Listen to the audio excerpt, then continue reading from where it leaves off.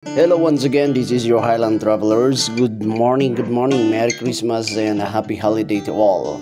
Sa lahat po ng mga followers natin dyan, mga ka-traffic nating sumasabay-bay sa ating mga video, maraming salamat po. But on this vacation, magbabakasyon muna ako, muni-muni lang muna, kaya wala po akong masyadong posts. Okay, but right now is nandito lang naman tayo sa Sagada, okay?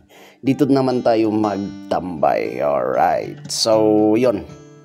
Ito yung bagong nakita ko. Yan, may mga tri-cab na sila. So, they can cater our passengers 1 to 3, ganon. Di kagaya dati na kailangan mong i-arkila yung jeep. Ngayon, pwede na. Ito siguro yung naging major upgrade lang na nakita natin. But before that is dadaan muna tayo sa Sagada Weaving. Kahit wala tayong pera, silip-silip tayo, at least baka may mag-send sa atin para may pambili tayo ng regalo. Okay? So Sagada Weaving since 1968, ha?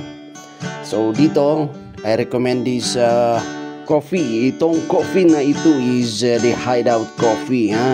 Ito ang pinakamatapang na kape na pwede kang ipaglaban. Pag ikaw namang iniwan na parang sa lawahan, well, pwede rin yung kaping yan para damang-dama mo ang pait. Okay?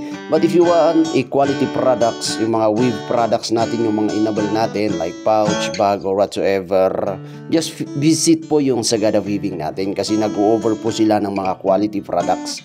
I do refer this factory for you. Pero pag pupunta po kayo dito sa Sagada, isa sa paalala natin, no?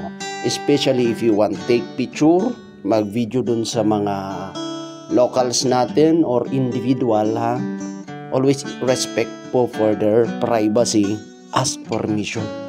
Huwag po kayong basta-basta mag-picture, huwag din basta-basta mag-video, okay? Ask permission na lang po.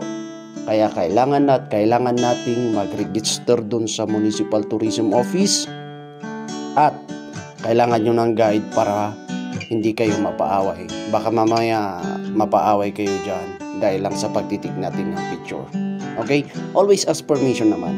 Our locals here are very accommodating. Kaya may pinagbibigyan naman, pero wag po kayong basta-basta nagpipicture, especially yung ginagawa nila na wala naman kayong idea, baka ma-misunderstood yun na naman at iba ang masabi natin. Okay? Especially din sa mga nagbebenta dyan or anong benta nila dyan, always ask permission and clarify para hindi po tayo mapasubo sa mga local tourists natin out there, ha? Kaya sabi ko sa inyo, hindi magiging complete ang Sagada tour nyo pag hindi kayo pumunta ng Sagada Weaving. That's it.